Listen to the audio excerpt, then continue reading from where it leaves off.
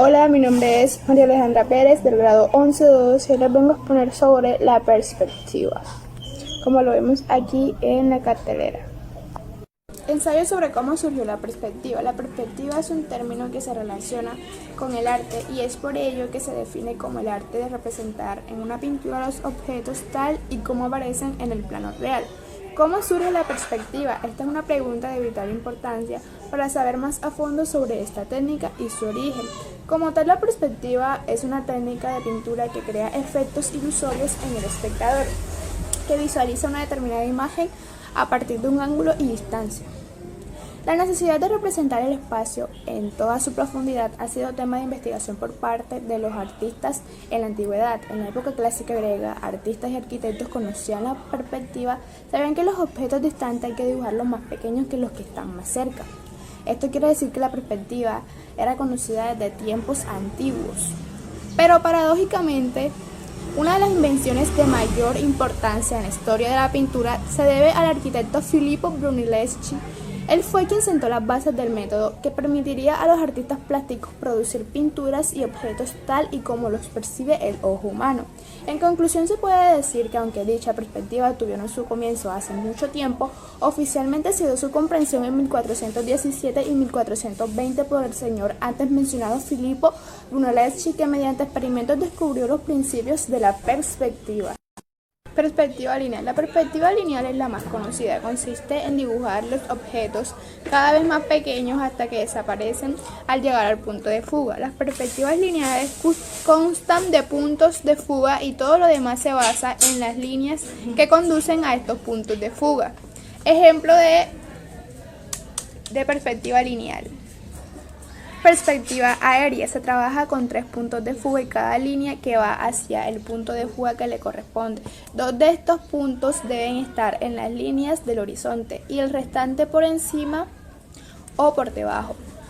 Este es un ejemplo de perspectiva aérea. Perspectiva oblicua. Se trabaja en 2 puntos de fuga ubicados en la línea de horizonte, donde las líneas verticales permanecen intactas pero las demás se unen a los puntos de fuga. Ejemplo.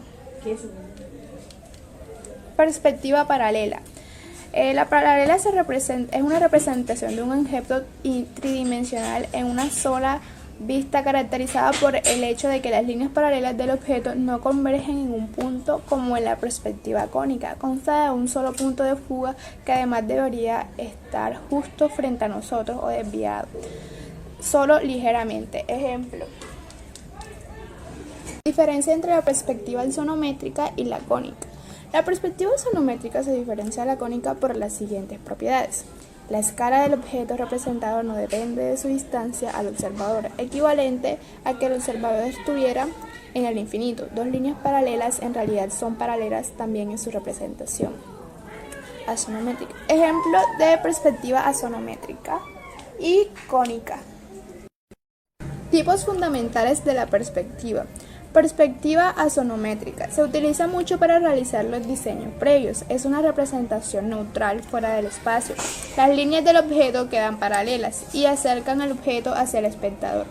Perspectiva caballera. Este sistema de representación también utiliza la proyección paralela oblicua. En la perspectiva caballera, todas las dimensiones están en su verdadera magnitud, tanto las del plano proyectante frontal como las de los elementos paralelos a él.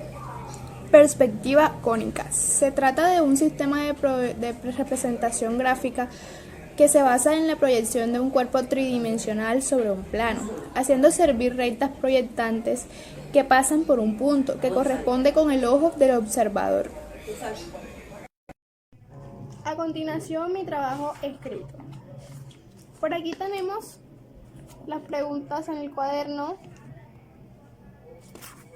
Por acá tenemos el ensayo sobre la perspectiva.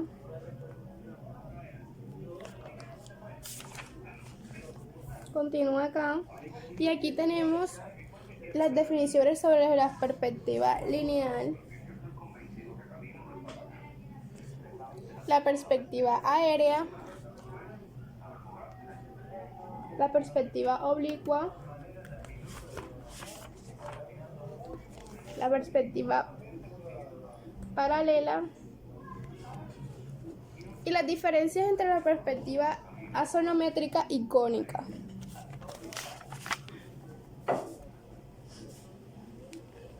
Y por último, los tipos fundamentales de la perspectiva. Ese es todo mi trabajo escrito. Gracias.